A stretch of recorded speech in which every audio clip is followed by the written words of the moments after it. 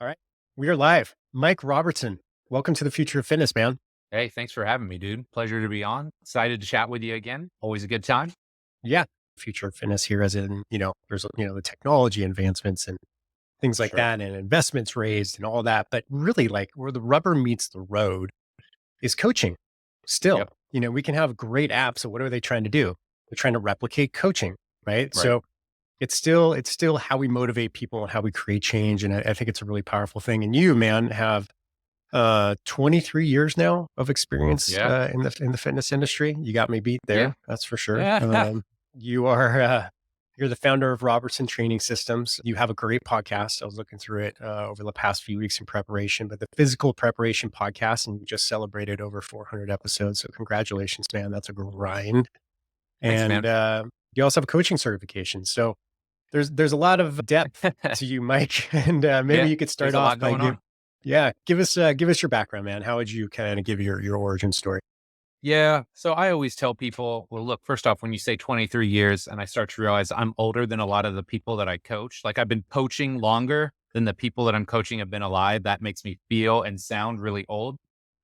Luckily, I don't feel that old on a regular basis. But yeah, been doing this since 2000, so 23 years in the game. And I always say, man, I've been like in every nook and cranny of the fitness industry, right? I did one-on-one, I've done small group, I've done large group training, I've worked in rehab, true personal training, sport performance training, like basically whatever demographic you cater to and work with, I've probably been there at some point in time in my career. So I think that gives me a really unique perspective just on, all the depths and all the different facets of our industry.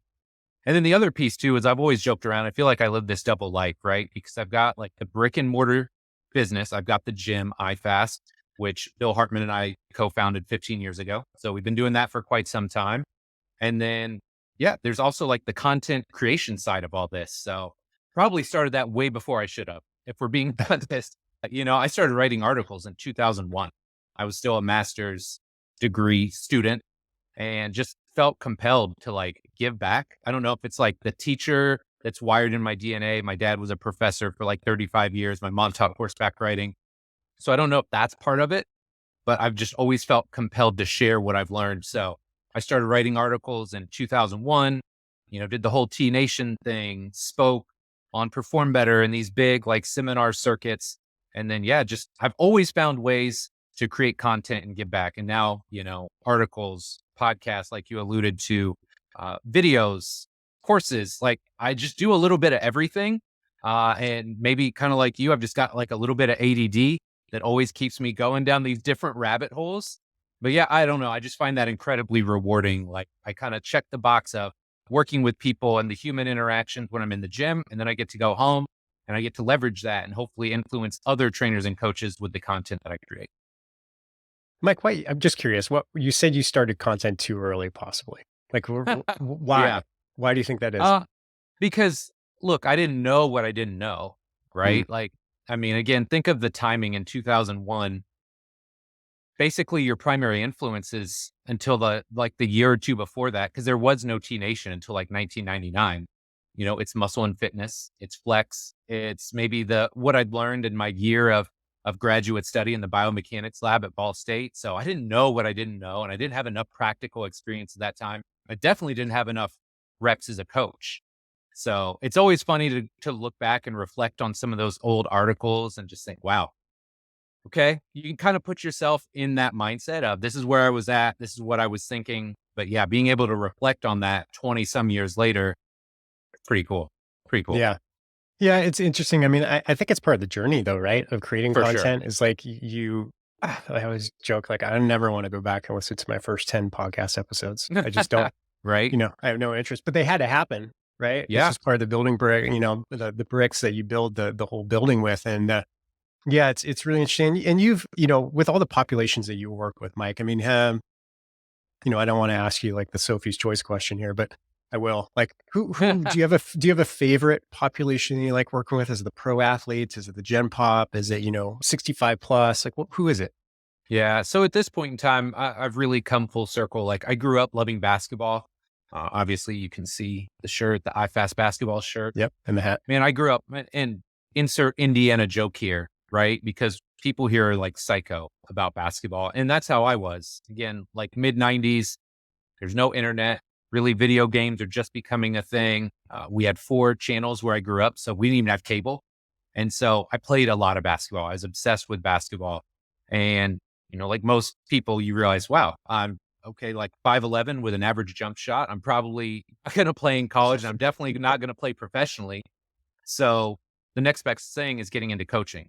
And so I always figured, oh, I'm going to go work with basketball players. And again, that's where you like insert this long and winding road where I spend 2 years in the biomechanics lab at Ball State. I spend 3 years in Fort Wayne doing rehab, another 3 years doing in-home personal training before I ever get a sniff at getting back to like training basketball players again. But, over the last 6 to 7 years, I'd like to think we built a really solid basketball development program. And we got everything from like high school age kids that are trying to get the scholarship to, elite players that are playing overseas and in the NBA. So that's definitely the group that I'm most passionate about.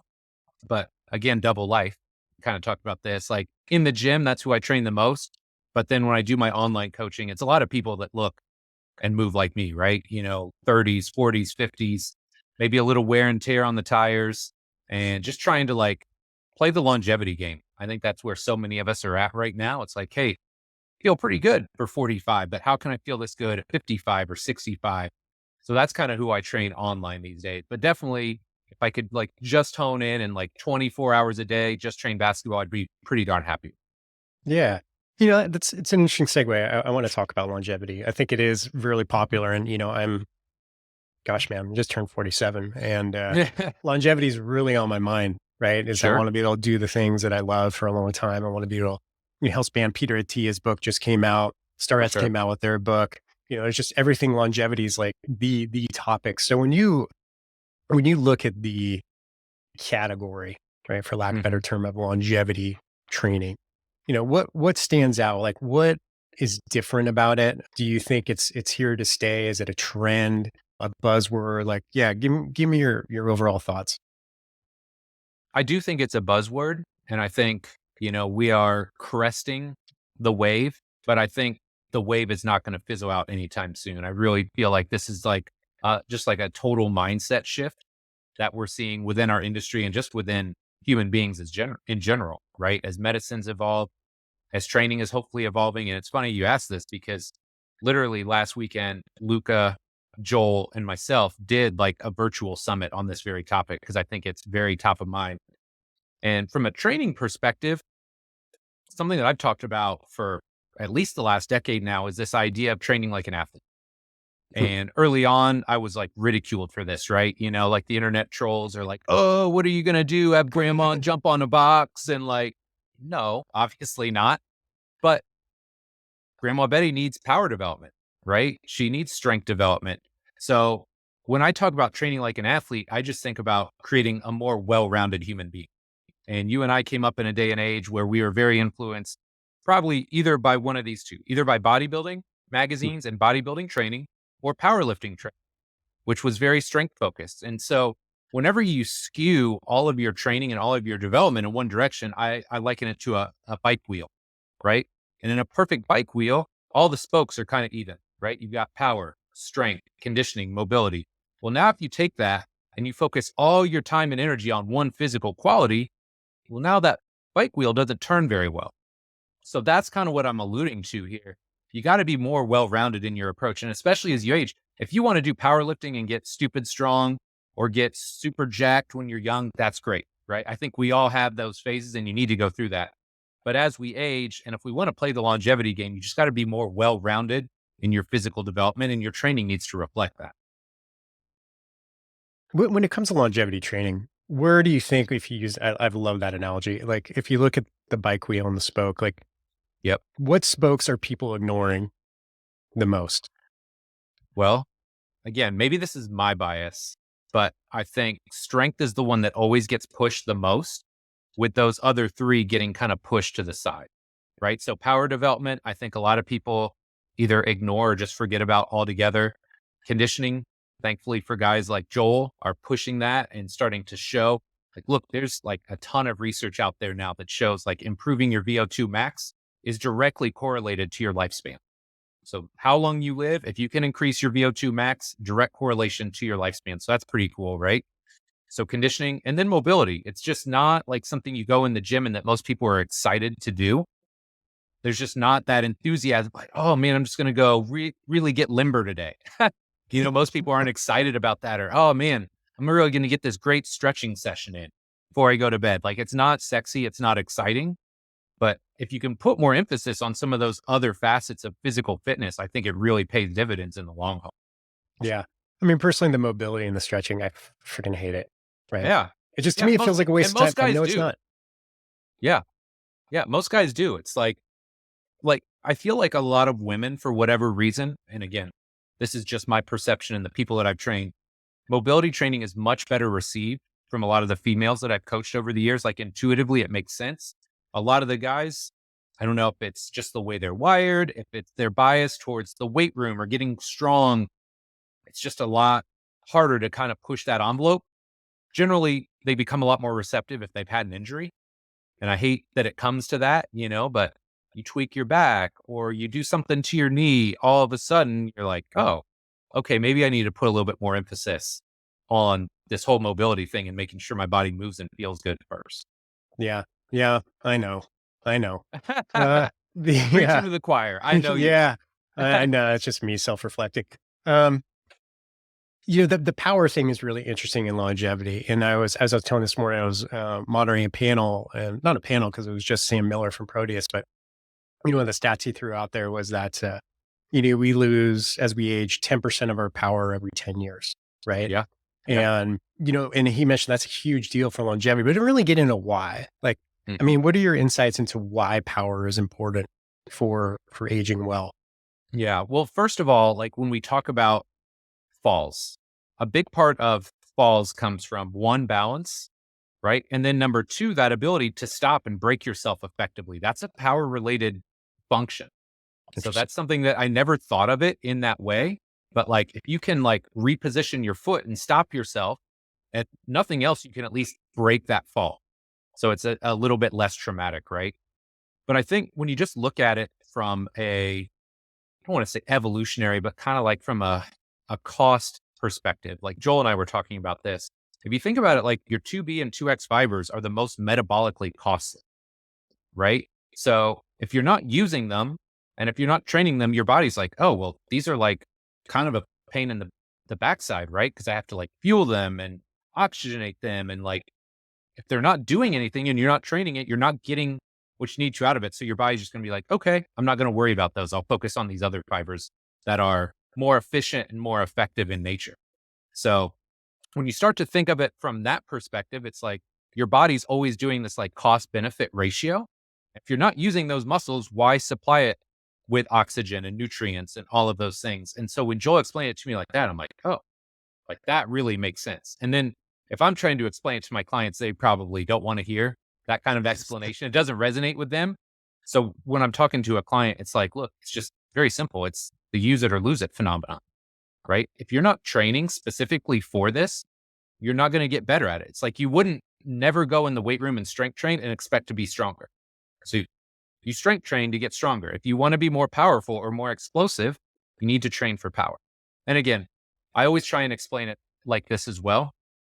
It's not just about going in the gym and like you're 50 years old, you haven't trained power in 25 years. You're not going to go in there and do box jumps or, start sprinting day one. There's a progression to it. But starting to train with that intent in mind is where it really starts to kind of get you back in the game, so to speak. Yeah. And it's, power is something that most people don't know how to train. You know, Yeah. th- let's put it this way. They probably don't even know the definition of Yeah. power and why it Yeah. differs from strength. Right. So that's where getting someone who has a really good program or, has at least the ability to assess and reassess is really powerful. Yeah, for sure. So like I will always try and explain it like this. You need to start with like very low amplitude and or stationary activities first. Hmm. So one of the ways I'll describe it is I call them the micro ballistics. I haven't heard people use this term before, but instead of doing like a max effort box jump, right? Your tissues aren't prepared for that if you haven't done that in 20 years. So what do you start with? Maybe it's just jumping rope. Or maybe if jumping rope is too much, it's holding onto a band, right? So getting some band assistance, like tethering it to like a chin up bar or something like that, and then doing little mini jumps there, right? So just getting like your feet, your calves, your Achilles used to doing those plyometric actions again. Same thing. Maybe it's upper body. It's just like lightly throwing a ball, a 4-pound medicine ball against the wall, catching it and receiving it. So it's just getting those tissues prepared to utilize like that stretch shortening cycle again, because when you're in the weight room, you just don't really use it all that often, right? Like it's there, but not to the same extent, because generally lifting is more slow and controlled. So when you're getting back to more of these like dynamic, explosive type actions, you just got to start with really low level activities first before you ramp up. Another Yeah. great example would just be something like a kettlebell swing. Nobody says like if your knees are shot, right? Or you've torn your Achilles or whatever, you can still do a kettlebell swing and you're still training power.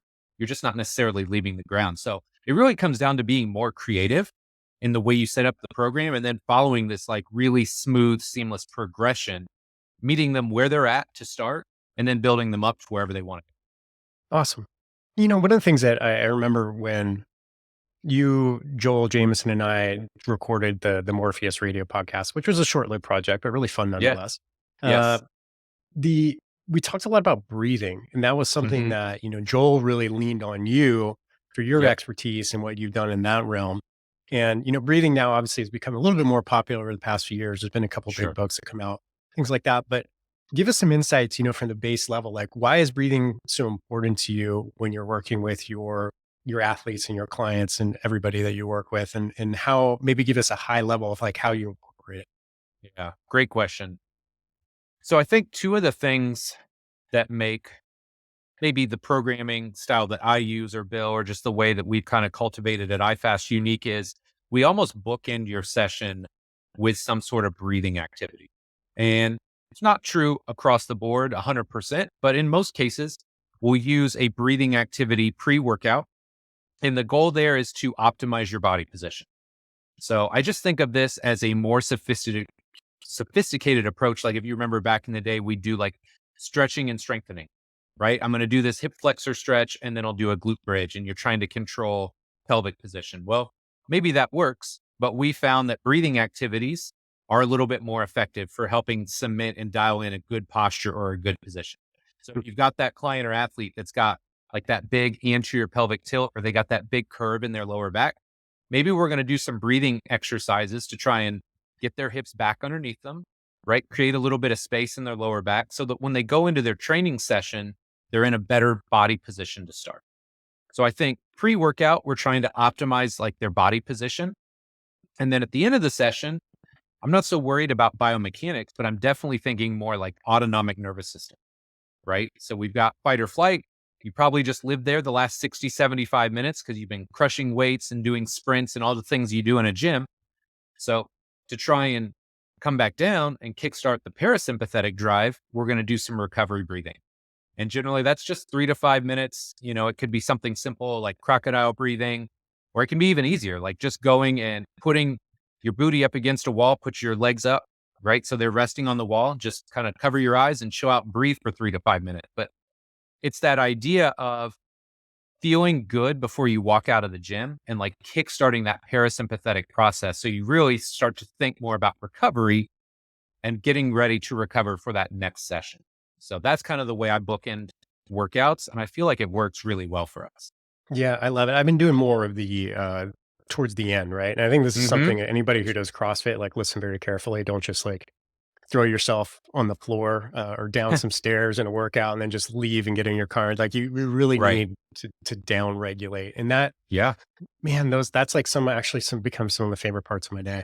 It's just down Yeah. regulating for 3 to 5 minutes. I It's mean, it's meditative, amazing. it's quality. It's amazing. And there's been days when I've worked in the team environment where I can tell a group coming in is just smashed. And we'll get on the rollers. We may do a little bit of a dynamic stretch or static stretching session, get them loose. And then I'll literally just close the doors, lights out, 3 to 5 minutes. And you'll be shocked. Like there were days I'd have half the team asleep in 3 to 5 minutes because they could just really shut down and relax. I felt like we got more out of that day than had we gone in the gym and tried to crush them. So it's just shifting that mindset and just realizing, okay, where is this person at? Is today going to be a good training day? Can we push the needle a little bit? Or do we need to emphasize recovery and maybe think more about the next session versus today's session? And when we talk about recovery, it's a favorite topic of mine, obviously Hmm. Joel's as well. How do you, besides just the intangible, the intuition as a coach after 23 years, right? But is there any other technologies or, even, I guess just basic note taking, right? Something like Yeah. that you use. How do you gauge recovery? Yeah. Uh, Originally, very subjective because we didn't have the technology to kind of meet us where we were at. And I did the whole like, soreness, sleep, mood. I've done those types of things in like an Excel document. I think there's merit to that. If you're in a like shoestring budget type environment, you can absolutely do that. And if you've got good buy-in and good relationships, I think that can work. It can be powerful. You can see now I've got a couple pieces of tech on me right as we speak. I've got the Aura Ring, which for me was huge. Working split shifts for who knows how long. My sleep was absolute garbage.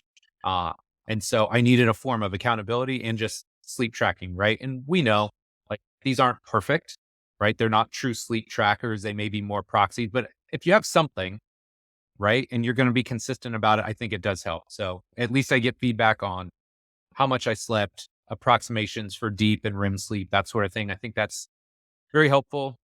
Morpheus for me, taking my HRV, tracking like resting heart rate, tracking HRV, uh, just being able to do that longitudinally, I think can be very, very valuable. And I've had certain athletes that I have had use that over the years, and that's always very eye opening for them, right? Because it just shifts their emphasis. Their natural instinct is just, I have to train harder.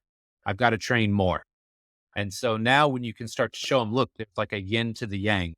You've got to be able to shut off as well as you can turn it on.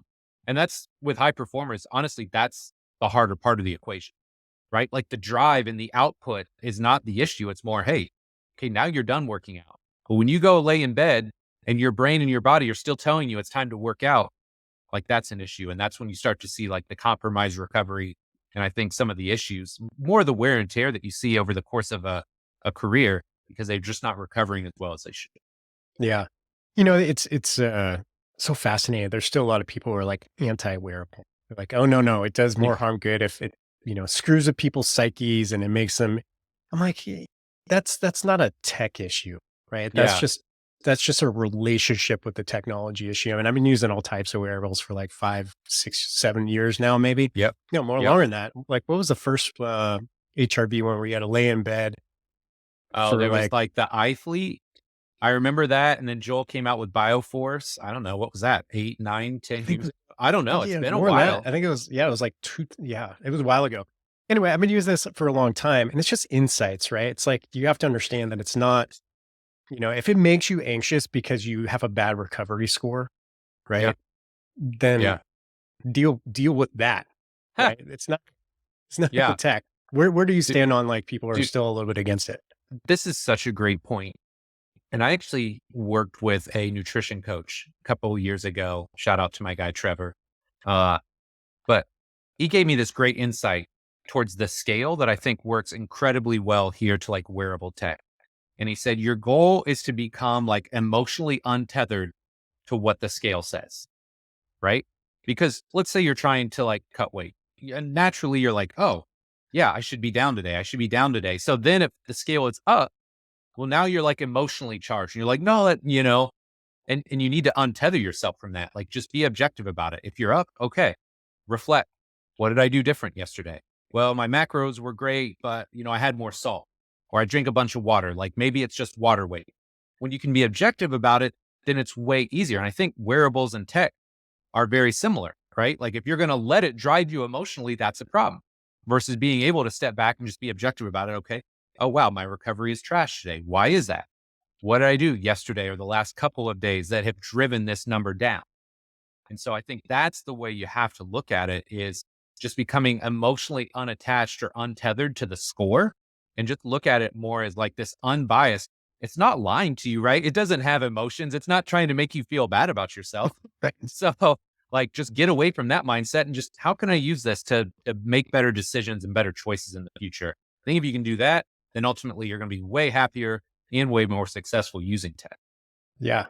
This brings up an interesting question for you. Is like if you had to give it a percentage, right, out of 100, great coaching is what percentage psychology? Mm, wow. People may be unhappy with this. If I had to give you a number, like 60%, like 60%, like it's way higher than most people think. I'm blanking on the guy's name now, Irish guy, but I read a lot of his stuff for John Kiley, very interesting guy. And he talks about just like the biochemistry that goes on when, if a client likes you, right? They walk into the space, like their biochemistry is set for them to have a great session, to have a great workout just because they like you, right? Versus the opposite. We've all had that person where like we just get this visceral response and like our guard is up the second we're in the same room as them. So it might be as high as like 50, 60% because it sets the stage for us to have a great workout, right? And so that's why for me, I always used to preach this to our coaches, like the relationships and the culture that we have at our gym is so important. There's another buzzword, right? Culture. Everybody Oh yeah. loves to talk about culture now, Oh yeah. but it is true. It is true. And it's more intangible than people give it credit for. But like some of the things that we always tried to espouse were the second somebody walks in the gym door, right? Because it's like this long, deep space. Second they walk in, within 5 seconds, hey, Jim, how are you doing today? Right? Acknowledging them the second they walk in. The second they come back into more like the training space where we're working with people, there's some form of like non-sexual physical contact, right? So like a hug, a high five, like, yo, what's up, man? How are you? Like just connecting and greeting that person. And it became like a lot of it came out of this research and the stuff that John Kiley talked about, because I was like, look, if this is this impactful, why would we not set the stage for this person right from the get-go? Because then immediately they're going to be more receptive and more responsive to the workout that we've created for them. It's not saying that the programming and the coaching aren't important, but it's like the soil that you plant the seeds in, right? Like if you're planting it, they strip all the topsoil here, right? Like if you're planting in clay, it's not going to be nearly as successful as if you've got like this nice layer of topsoil, good weather. Like you're just setting the stage for more success when you've got those great relationships early on. It's and the thing about it, and I'm going back to an interview I did with Jack Thomas from the Fit Guide and what they're doing. It's, starting in Asia, but they'll expand to US where they, it's kind of like a Michelin guide for gyms, right? Oh, Where cool. you Yeah. get, very valuable feedback. It's not just a couple stars on Google. It's like, actually, how are you doing? They have, mystery shoppers come through. Oh, yeah. And these are the little things, right, that cost you nothing. Like you're not investing in some piece of technology. You're not buying more equipment. You're not repainting whatever you need. You're not doing, it's just these little things of like calling them by their name, right? Mm, Asking them right. how their day is, right? Giving a pat on the shoulder, like these things, like, and they talk about almost all of these things that you're mentioning now. It's free, it's easy, and it makes a world of difference for everything you do, not just from like, okay, them having a great experience and then they'll retain longer, maybe they'll refer more, but it's actually the results that you get for them in the Yeah. programs. Yeah. So much of it is just like, it just comes back to investing in people versus stuff, Sure. right? Like, so I've got two little kids at home. If I'm like never around and I never show up and I'm tuned out when I'm around them and I just try and throw stuff at them, like maybe that works at the start, but over time they're like, dude, this guy sucks. Versus, you know, hey, like let's just go do something, like investing time in people and like genuinely caring about them. I said there's no cost associated with that, right? Other than being a good human being and caring about other human beings. But that's arguably the most important thing you can do to really build a successful relationship with that person, and by extension, a really successful business. It's it's mind blowing to a lot of people because everybody's, oh, we just need this piece of tech, or I'll invest this or buy this, and like maybe that helps move the needle a little bit, but like it's like the 1 or 2% versus like the 80% that you could focus on over here that cost you nothing.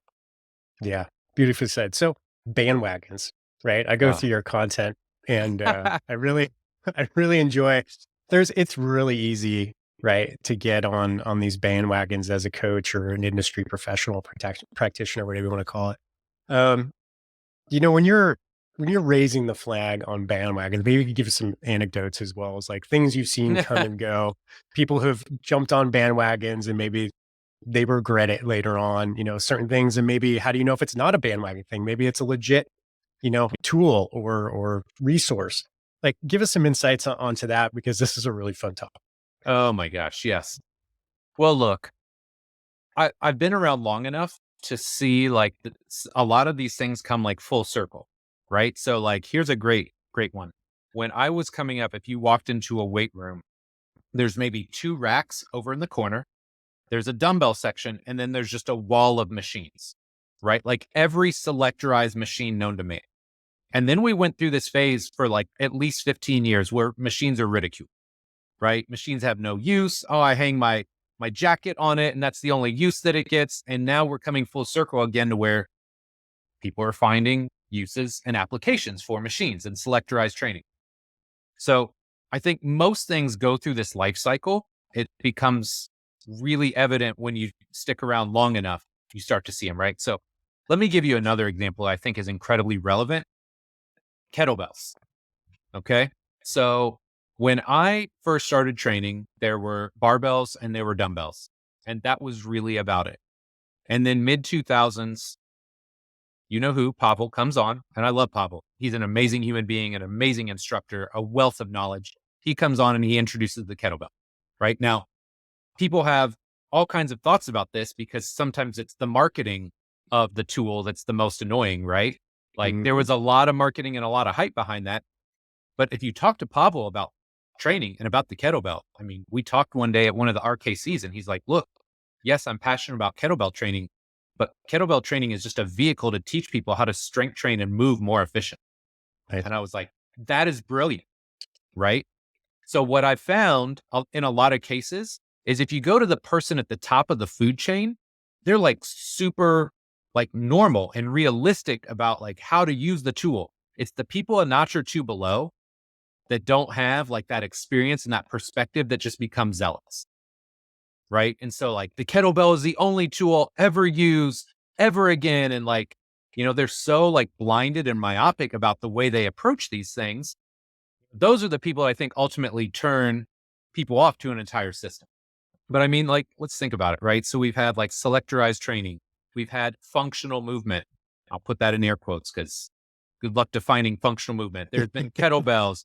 There's mobility training, right? Honestly, it's not a fad, but if you want to talk about something that's really hot right now, it's probably a good thing, zone 2 cardio, right? Hmm. How long has Joel been talking about cardiac output? 15 years. But now, oh, let's just rebrand it, zone 2. Now everybody's talking about zone 2. So you just see these waves, right? And I think ultimately, the longer you do this, the more you realize there's probably value and merit in all of these things, right? Like there's value and merit in machine training for certain people. There's value and merit in kettlebell training, in mobility training, conditioning, zone 2. It comes down to, okay, what can I pull out of this? And where does it fit into my own philosophy? And where does it apply to the specific person standing in front of me? And I think once you can start to like pull these pieces out, and that takes time too, right? You just got to have some time in the game. You got to grow a filter, hopefully not get too callous and jaded. I'm trying to stay away from that. I don't want to be the old crotchety strength coach, but like, again, just figuring out, okay, what's valuable or impactful from this trend, right? What can I pull out? And then where does it fit into my philosophy and how am I going to use it to make my training and my programs better? Yeah. It reminds me, too, like you've had these things that have been around forever, right? And sometimes it takes someone to like repackage it. Like you mentioned zone 2, like rebranding it as zone 2, Yes. and maybe now you can sell it, right? Like Yeah. a couple of friends of mine are doing the whole 30. I was like, oh, you're doing paleo. They're like, no, we're doing whole 30. I'm like, but no, you're doing You're doing paleo. paleo. Yeah. And then I started I know. explaining, like, no, they brilliantly took a concept, rebranded it, right? Yeah. Trademarked it, started selling products and books and all this. And all of a sudden, paleo became a brand. Then you get Yes. someone like Rob Wolf, right? Who's been around the paleo world forever. And he's like, you know, private conversation with Rob. He's probably maybe kicking himself a little bit in the butt for not having like rebranded, under Right. something different. Right. So that I think we Right. see that cycle come and go as well. Absolutely. Well, look, behind every like truly like valuable trend, there's a marketer that's willing to like push it to the nth degree 100%. and exploit it. And I think ultimately that's where most of us get turned off by stuff, right? Like the whole, okay, I'm not gonna, maybe, okay, maybe I'm going to say it. The knees over toes, right? Yeah. Like, is there value to putting knees over toes? Absolutely. Mhm. Right. That guy has made an entire brand around this idea of driving your knees over your toes. Like, you could know nothing else about his training, but he's done a brilliant job of marketing that. And I'm sure he's like printing money. Right. So it just comes down to like, is there value in that? Yes. Can I pull that pieces of that out? Yes. Figure out where it fits in your philosophy and then like diffuse that and use it where applicable. And I think Yeah. that's the big issue, right? Is like hanging your hat on solely one thing versus just understanding like, look, training is not nearly that myopic, right? Most people want more well-rounded levels of fitness, whether we're talking athletes, people that want longevity. We talked about it up top: power, strength, mobility, conditioning. All these tools are important. So just figure out where these fads kind of fit in, take the useful stuff and apply it appropriately. Yeah. I've always referred to the coach's journey because I've experienced it. I've seen great coaches like yourself kind of go through the same thing. Like, you get started, you don't know a whole lot, right? Sure. So you start grabbing onto things, right? And then maybe grab onto a few things, and then that's everything. Right? Like for me, it Yeah. was, CrossFit and paleo. And I've talked about this ad nauseum. Like I was pretty sure I could cure anything with CrossFit and paleo, right? Just come in Yep. my gym, we'll get you on CrossFit, we'll do paleo, everything's going to be great. Your life's going to change. Sometimes it Yeah. worked. A lot of times it Yeah. did in the short term, but then I started Yeah. learning more. I invested in more education. I started going through this period of like, holy shit, I know nothing. I know nothing. Right. Right. And then you go through this long period. And then eventually you get to this point of like, well, geez, if I just have a well-balanced program, I focus on the people, right? As a person, the stuff we're talking about, the intangible soft skills, Yeah. right? Get them Yeah. to sleep better, get them to recover better, get them to drink more water, slightly improve their nutrition, train consistently. That's all they need. Yeah. Right. But how do you how It's do you package that up and make a ton of money on it? Right. well, That's you don't. You don't. And I think that's why most of us, live kind of humble lifestyles. Again, because here's the thing, right? People gravitate, it's like a magnet. People, the best marketers, and I'm sure you've studied marketing, right? They call it Mhm. magnetic marketing for a reason, right? If you're in the middle, you attract nobody. You need to be polarizing. And the people that are the most polarizing are probably the people that make the most money because the people that really like them, like love them, Yep. right? Like they will go to war for you. They will tout everything that you say. They will beat the drum for you. And the people that hate you, well, they hate you and they're not going to pay attention to you, hopefully. Right. It's like the people that are like sane and in the middle and like preaching moderation and like it's just a lot harder to sell.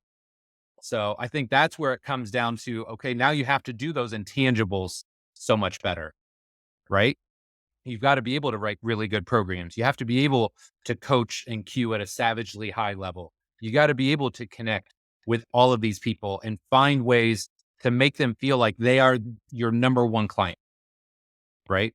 And part of that too is like just the evolution of your business, right? Because when you start, take anybody with a heartbeat and a paycheck, right? Like when you're opening a gym, hey, if you're willing to spend money with me, I will take you. But Alan Cosgrove talks about like your tiers level of clients, right? You got your A level clients. Those are the people that show up on time. You would train them for free. Their checks always clear, right? They refer people to you endlessly. And then you got your D level clients, people that are miserable every day. They complain the whole session. They never show up on time or they late cancel. Their checks always bounce. Like your goal over time is to just work your way up and like constantly prune to where, hey, at the end, if you're not training all A and B clients, like you're doing something wrong. Yeah. Well said. There's reminds me of a little exercise I did as a gym owner too. Every month I would go through and I would pull, this is easy to pull reports of like who spent the most money with me. Mm-hmm. Then out of those 10, I would give it the smile test. I'm like, how do I feel when they walk in the door? Like Oh, if I I like see them that. walk into my gym, am I hiding in my office, right? Just hoping that someone else handles them? Or am I just Right. going over, giving a hug, smile, ask for their day? And those are the people that I would, that month I would take out to lunch or I would take out to coffee and just talk to them, get Yeah. their feedback. Hey, just let them know, be like, you're the best. I want more of you. Yes. So, Yes. and just blatantly telling them like, this is nothing. I just really, I think you're a great client. I appreciate you and I want more people like you. So just whenever you think of us, please, please share the work. Right. And it's Yeah. that simple. And almost I always worked. Almost got one referral almost every time. absolutely. I mean, like that's grassroots marketing at its finest, right? Because most of us, if you're a huge company or you have investors or you've been around forever, yeah, you're probably going to spend some money on external marketing. But a lot of times early on, it's bootstraps, right? And so we did the same thing. What we would do is we would take like our top 10 clients and legitimately it's like, hey, let's go. Can we just go grab coffee? Can I take you to lunch? And it's not even like a pick your brain type thing. It's the exact same mindset as, hey, look, I love having you at my gym. Like you are amazing. I can't train you for free, but I would, right? Having that discussion. But then it's like, if you ever have somebody that you think would be a good fit, I would love to have 10 more people just like you. And I Yeah. think when you have those conversations, it's so genuine, it's so authentic. Like they feel that too. So they're compelled to try and find people like them that can then come and fill your gym up. And I just think that's just such a genuine and authentic way to build your business. And ultimately, it helps you build the kind of business that you want, right? And I have to give credit to Andy Petronic. He was my business coach at the time, and he was the one who, really held my feet to the fire to do that every month. And it was Yeah. well worth it. One of the things I want to touch base as we kind of butt up on time here is like talked about bandwagons, but there are certain innovations that I know, especially maybe from the technology side of things that you've incorporated in, that you've Yep. identified as like not a trend. These are really valuable tools that we can really leverage now. Like we Yep. don't have to talk about AI. AI is like, other people are Sure. figuring that stuff out, right? But what do Sure. you latched onto recently? So I think the big thing for me is just getting really targeted and specific in our assessment, right? So like if you have read anything about IFAST, like Bill and I are kind of nerds about this stuff and like breaking down. Bill loves table tests because he's a physical therapist. How do they look on the table? I love breaking down people's movements, but there's a subjective element to that, right? Yep. And when you're training athletes, there's an objective component we would love to have as well. And so this is where I've really tried to spend the last couple years of my life. Shout out to Hawk and Dynamics because I love their products, their force plates. This has allowed me to go in and really like get under the hood with some of these athletes. And so it's very clear you get so many metrics, it can be overwhelming at the start. But when you start to like really understand, oh wow, like this athlete legitimately has the physical output, right? They have the jump height to maybe play in the NBA. But then you look at other metrics, right? Like their ability to break and slow their body down. Oh wow, they're like a college athlete at this level, right? So it just gives you so much more information and it allows you to be so much more targeted and specific in your programs. So like that's definitely where I'm at is just trying to add objective elements to our performance assessment that we can then marry into some of the subjective components. Because I feel like at this point, I can tell you why your squat, your hinge, your push up look the way that they do. But if I can get under the hood and tell you, hey, no, this is why you're not jumping as high as you want to, or this is why you're not as fast as you want to, it gives them some very concrete stuff to see and work towards. And it helps me write a better program because now I'm not just guessing, right? Up to this point, it was like, oh, I think we need to work on this, this, and this. And, you put it in the blender and, a lot of time and a lot of mistakes, you start to figure these things out. But now it's very clear, like, hey, these things are not where they need to be. We have to attack these if we want to improve your performance. So I think really marrying some of that technology is important, valuable, and it's more cost effective. Because look, when I was at school, the force plate that we used, an in-ground force plate, was $50,000.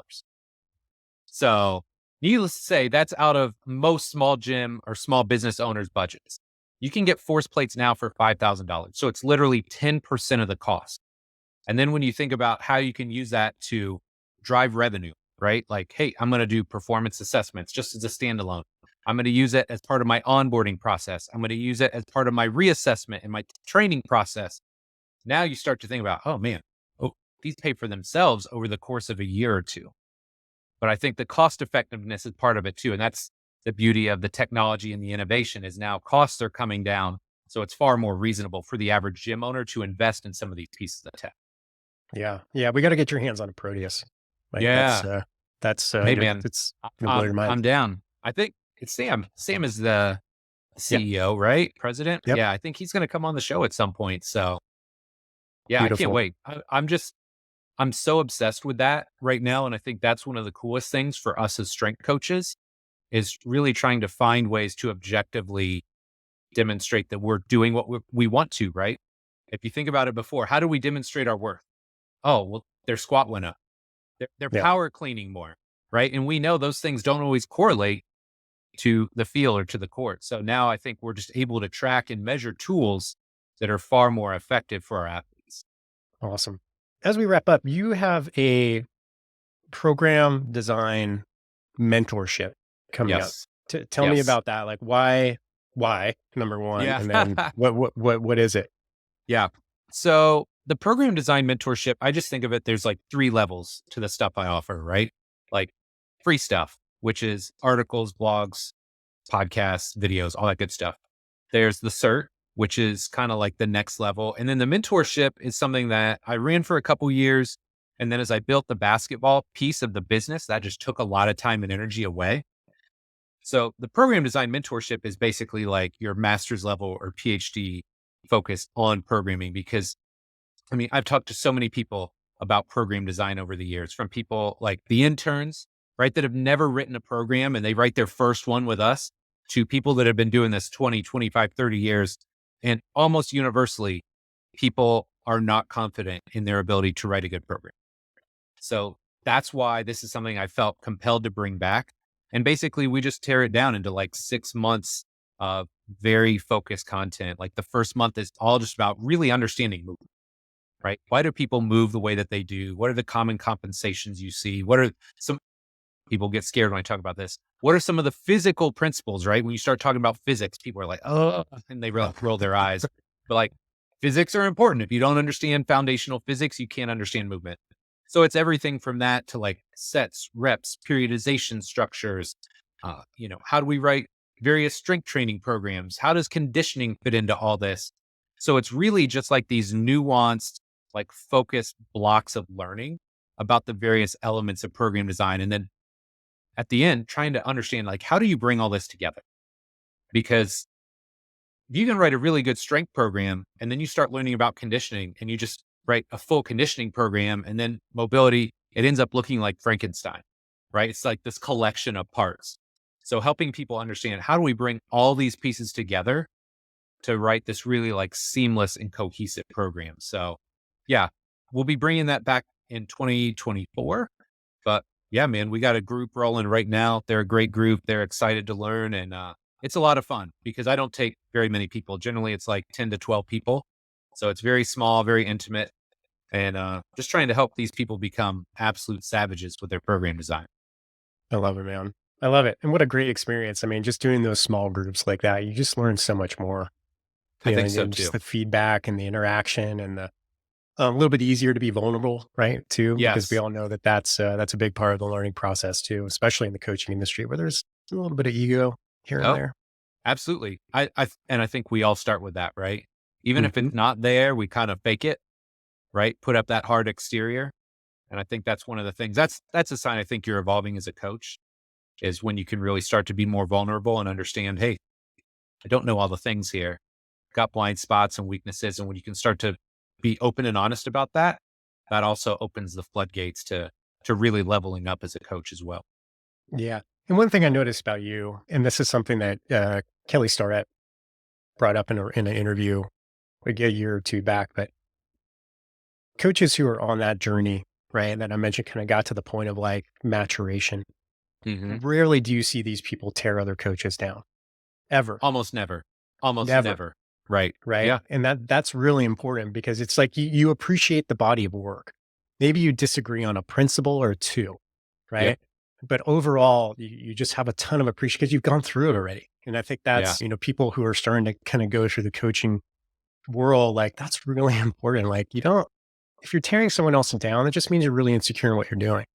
Yeah. Um, That yeah. that's such a great point and a great way to put it. I remember Jocko Willenick used to talk about, the guy that's always trying to pick the fights is the guy that's the most insecure.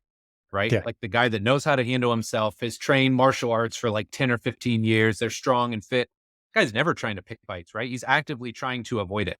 And I think it's the same way with coaches. Somebody sent me this kind of snarky email the other day, and back in the day, it would have been like, no, this is why you're wrong. And, I would have just spent the whole rest of the day ruminating on it and explaining why this person was an idiot, and literally looked at it for like 20 seconds, delete, done. Like, Yeah. why? Why am I going to argue with that person? I'm not going to change their mind. So yeah, you just get to this point where it's like, I'm comfortable in who I am, and I don't know everything, and I'm trying to get better every day. And I think that's a pretty good place to be in. Awesome. Well, let's leave it at that, Mike. Cool. Where would you like people to go? People want to learn more about you. If they want to find out about the program design mentorship and all the things you offer, what's Yeah. the Yeah. goods? Let's go 2 places. If you want free stuff, robertsontrainingsystems.com. Literally, we're talking well over 1,000 pieces of articles, blogs, videos, 400 plus podcasts. Like, you could just go there, sign up for the newsletter, and get free stuff for the rest of your life, or as long as I'm creating content, and never pay a dime. So start there if you know nothing about me and you want to learn more. If you're a trainer, coach, you're really serious about leveling up, the Complete Coach Certification, it's just completecoachcertification.com, is basically my intro into my world, because I feel like there's a lot of trainers and coaches out there. They get the cert, right? They get certified, and then they get in the real world and they realize, wow, that doesn't help me train real people. It doesn't help me understand some of these basic foundational principles of program design or coaching. So if you're a trainer or coach, you want to level up, check it out, completecoachcertification.com. Right on. Mike, thank you so much for joining. It was just really interesting too. And I've always, when I'm going through this, I'm like, what am I going to call this episode? Right? Like, what's the name of it? And I was like, this is modern coaching principles, and that's Yeah. what I'm going to call it. It's excellent work, man. Really appreciate you spending an hour of your day with me. And yeah, ladies and gentlemen, Mike Robertson. Thanks, dude. Appreciate you, man.